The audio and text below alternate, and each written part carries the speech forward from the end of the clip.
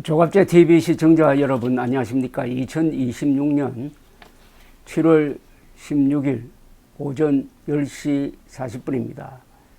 2024년 12월 3일 계엄의 밤은 한국 현대사의 결정적 장면 중에 하나입니다. 그런데 다른 사건과 달리 이 사건은 텔레비전 유튜브를 통해서 생중계가 되었습니다.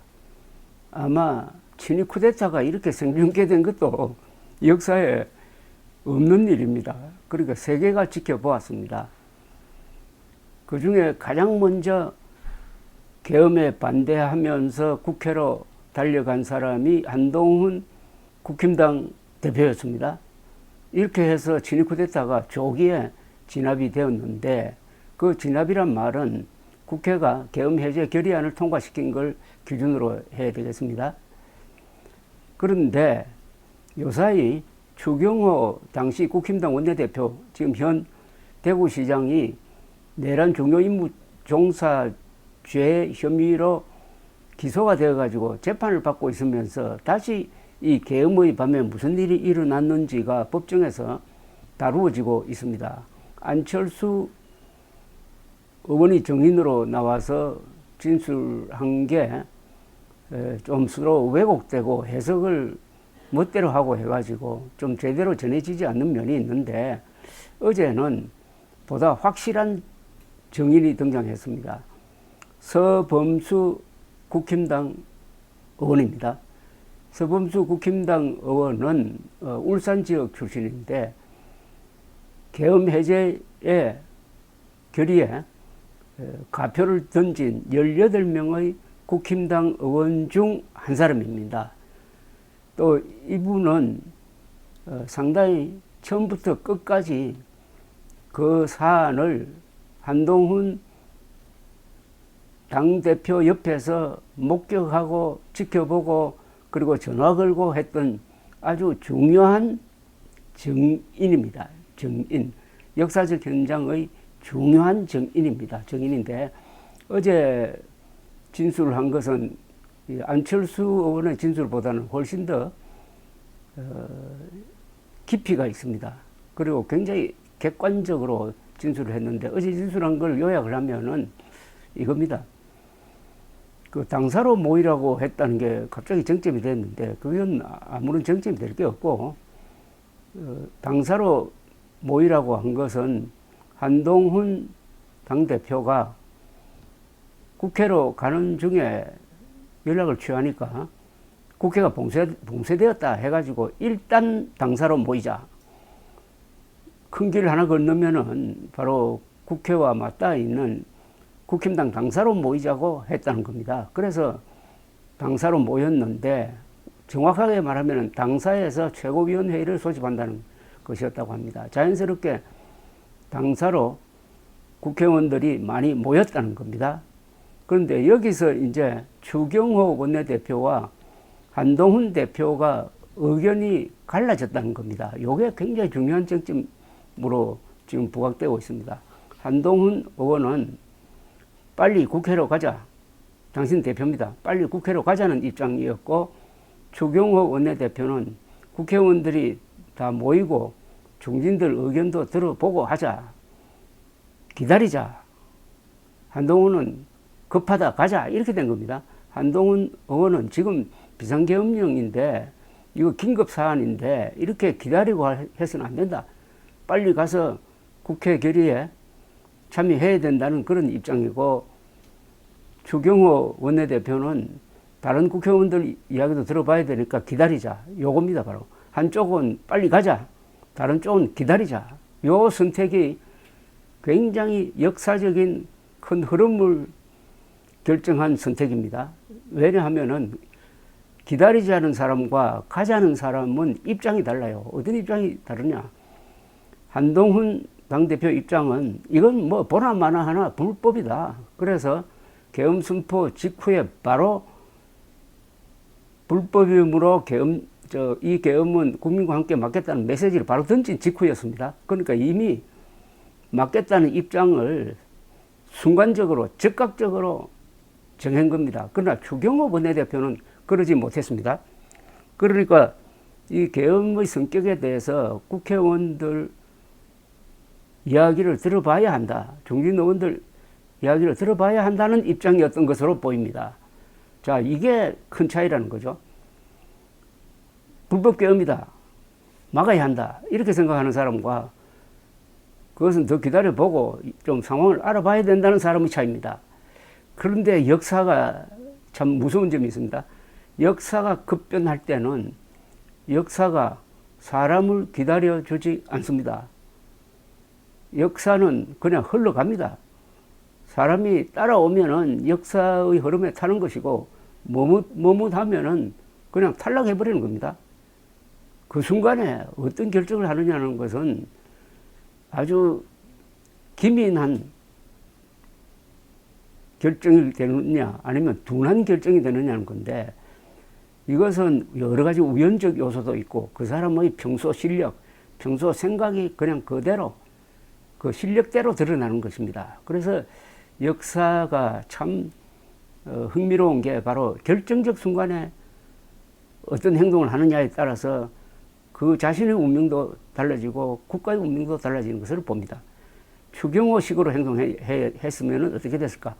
한동훈식으로 행동했으면 어떻게 됐을까 합니다. 우선 한동훈식으로 국힘당 국회의원들이 행동했더라면은 그날 해제 표결에 국힘당 의원들 100명이 다 참석해가지고 압도적으로 계엄 해제를 하는 순간부터 국힘당은 윤석열과 딱 단지를 하는 거죠. 그러면은 국힘당은 오늘처럼 이런 비참한 모습이 아니고 살아날 수 있었을 것입니다. 반대로 추경호 원내대표가 하자는 식으로 다 가버려가지고 한 사람도 계엄 해제 결의에 참여하지 않았다면 지금 국힘당은 내란 비호당으로 규정되어 가지고 아마 풍비박산나고 어떻게 보면은 헌법재판소에서 정당 해산 결정이 나왔을 가능성도 있습니다. 그런데 실제로는 어떻게 됐느냐?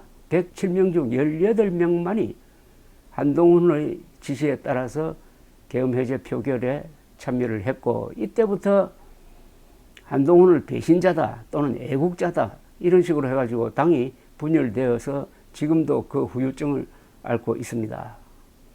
그래서 이번 법정에서 다루어지는 이 역사적 재판의 핵심이 어제 서범수 의원의 증언을 통해서 이렇게 어떤 쟁점이 정리가 된 면이 있습니다. 그 다음에 서범수 의원의 증언을 통해서 확인할 수 있었던 것은 표결에 참여하느냐 마느냐를 두고 한동훈, 추경호 두 사람의 생각이 엇갈려 가지고 서로 음성도 높이고, 서범수 의원은 추경호 원내대표에게 전화를 걸어 가지고 왜 한동훈 대표 쪽으로 오지 않느냐 하면서 음성을 높였다는 증언이 있었습니다. 그것이 그날의 하이라이트인데, 그 시간대는 어떠냐 하면은 2024년 12월 3일 자정 무렵입니다. 자정 직전입니다. 이때는 많은 국힘당 국회의원들이 국회에 들어와 있었고, 일부는 당사에 남아 있었고, 이렇게 갈라져 있었습니다. 그러나 한동훈 대표는 국회 휴게실에서, 국회의사당 휴게실에서 있으면서 계속 여기 모여가지고 표결에 참여하라는 독려를 하고 있을 때입니다. 그러나 추경호 씨는 원내대표실에 있으면서 그 표결 장소와 가까운 휴게실로는 가지 않았습니다. 이때 있었던 이야기를 서범수 증인은 이렇게 말하고 있습니다. 어제 서범수 의원의 증언을 보도한 세계일보는 이렇게 전하고 있습니다.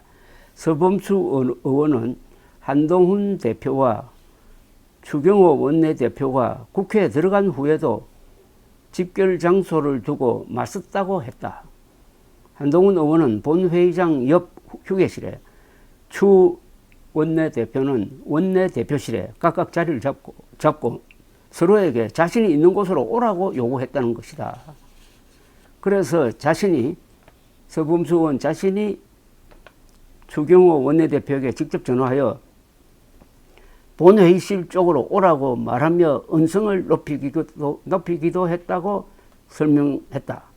서 의원은 당대표가 여기 계시니 원내대표실에 있지 말고 와서 같이 의논하자고 말했는데 원내대표는 휴게실은 민주당 의원도 왔다 갔다 하고 시끄러우니 오히려 원내대표실에서 논의하자고 이야기했다며 결론이 나지 않은 채 통화가 끝났다고 했습니다. 대충 그때의 긴박한 분위기를 전해주고 있는데 이것은 이 국민의힘 단톡방 전문이 2024년 12월 18일에 언론을 통해서 공개되면서 그 긴박한 실황이 리얼타임에 아주 분단위로 적혀 있습니다.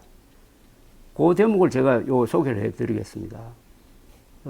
대충 자정 직전부터 소개를 해드리겠습니다. 그러니까 밤 11시 54분 우재준 의원이 메시지를 올립니다. 담 넘어서라도 와주세요. 11시 57분 조정훈 의원, 지금 추 대표님과 소통했는데 들어가지 못하는 의원들이 있어서 당사로 모이라고 하시네요. 이때부터 갈라집니다.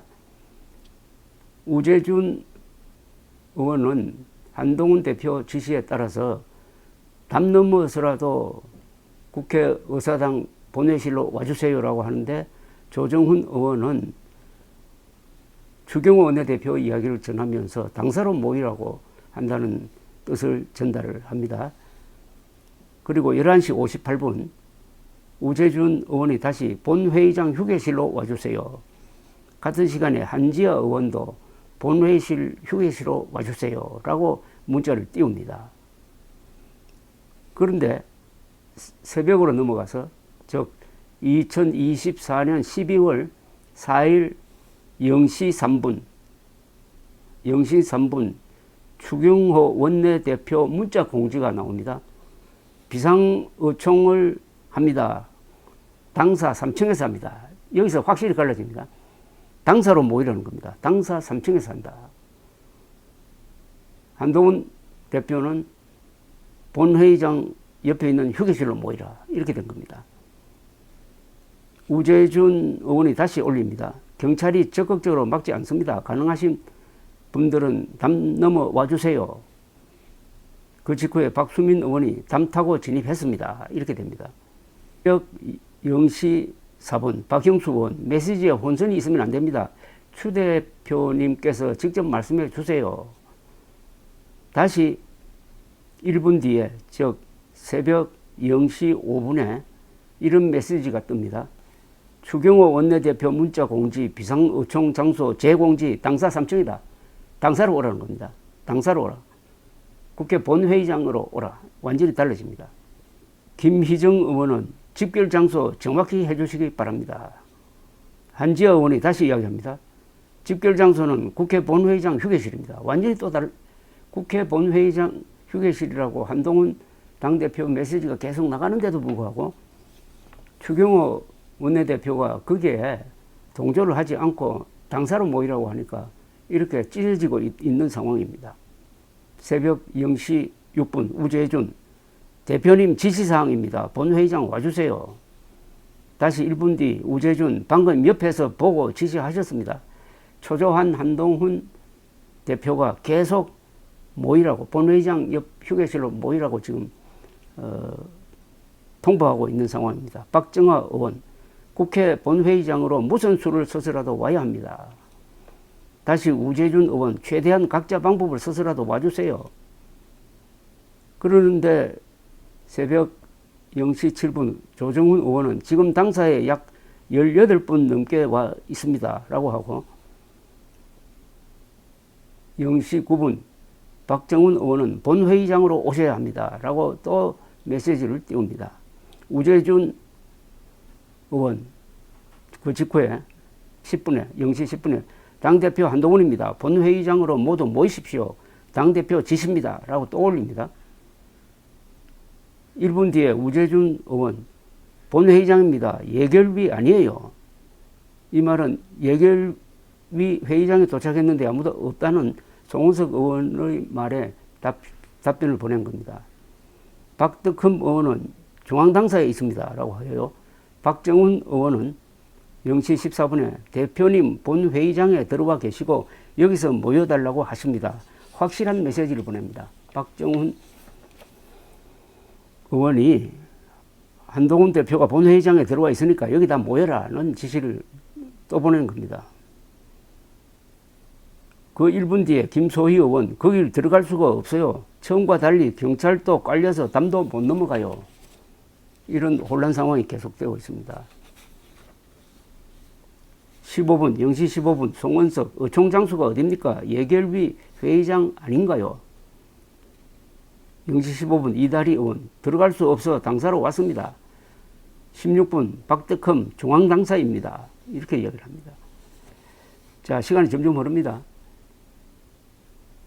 0시 26분 그러니까 12월 4일 0시 26분 한지아 의원 국회에는 군 헬기가 뜨고 군인들이 총을 들고 국회에 진입했습니다. 정당 활동은 중지를 지시를 했습니다. 의원님들 오늘은 우리가 똘똘 뭉쳐야 할 때입니다. 본회의장 휴게실로 모여주세요. 원내대표실에 계시지 마시고 이게 앞으로 이 재판 때 상당히 중요한 의미를 띠게 되겠습니다. 추경호 원내대표 쪽으로 가지 말고 빨리 본회의실 휴게실로 모여라는 이야기입니다. 0시 30분 김정재 의원 국회 들어가는 것이 불가능해 중앙당사에 모여 있습니다. 의원님들 50여 명 계십니다. 한쪽은 본회의실로 한쪽은 국힘당 당사로 이렇게 갈라졌다는 이야기입니다. 0시 47분 본회의가 개회가 되었습니다. 그리고 새벽 1시에 국회 본회의 비상계엄 해제 요구 결의안이 의결되어서 통과됩니다. 새벽 1시 15분 조배숙 의원 이미 190명 찬성으로 해제 의결되었습니다. 1분 뒤 1시 16분 최용두 국회에 들어왔습니다. 이렇게 단톡방 기록이 이어지고 있습니다. 어제 정의신문에서 추경호 시장 측 변호인이 반대 신문을 했습니다. 이렇게 이야기를 했습니다. 계엄 선포 직후 한동훈 체포조가 돌아다니고 있다는 이야기가 있었다면서 한동훈 당시 대표는 본인이 가장 안전한 곳이 국회 본회의장이니 그쪽으로 오라고 한 것 아닌가라고 물었습니다. 이에 서범수 의원은 그렇게 해석하면 안 된다. 국회의원에게 가장 안전한 곳이 국회고 업무를 수행하는 곳이 국회이니 국회로 하자고 한 것인데 그게 왜 잘못됐다고 이야기를 하라고 아주 목소리를 높였네요. 추 시장 변호인이 국회에 남아서 실질적으로 할 수 있는 행동이 뭐였느냐고 묻자 서 의원은 왜 할 게 없다고 생각하는가? 당사에 가서는 뭘 할 수 있겠나?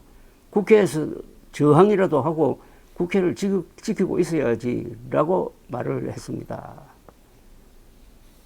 아주 멋진 말을 했네요. 국회에 와가지고 윤석열의 불법 계엄을 막고 국회를 지켜야 된다. 그런데 추경호 의원은 원내대표이면서도 이 당연한 일을 하지 않았다 하는 추궁을 받을 가능성이 있습니다.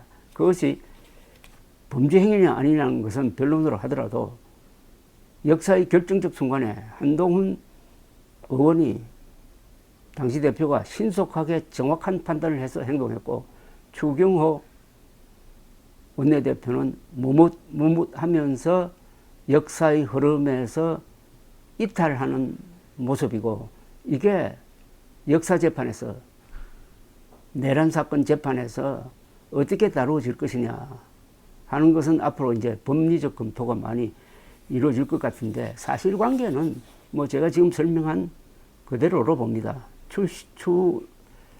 추경호 대구시장은 비상계엄 당시 윤석열 전 대통령 측으로부터 계엄에 협조해달라는 요청을 받은 뒤 의원총회 장소를 여러 차례 변경하여 계엄 해제 표결을 방해한 혐의를 받고 있습니다. 서범수 의원은 어제 추경호 원내대표가 적극적으로 뭐 투표하라느니 하지 말라느니 하는 이야기는 하지 않았다고 했습니다. 그것도 사실일 겁니다. 그러나 이번에 중요한 쟁점은 이렇게 역사가 묻는 겁니다. 왜 불법 계엄이 확실한데도 책임 있는 여당의 원내대표가 즉각적으로 한동훈처럼 행동하지 않았느냐 이렇게 묻는 겁니다. 그게 정상 아니냐, 그게 국회의원의 직무 아니냐, 거기에 무슨 좌고우면하고 고민할 게 뭐가 있느냐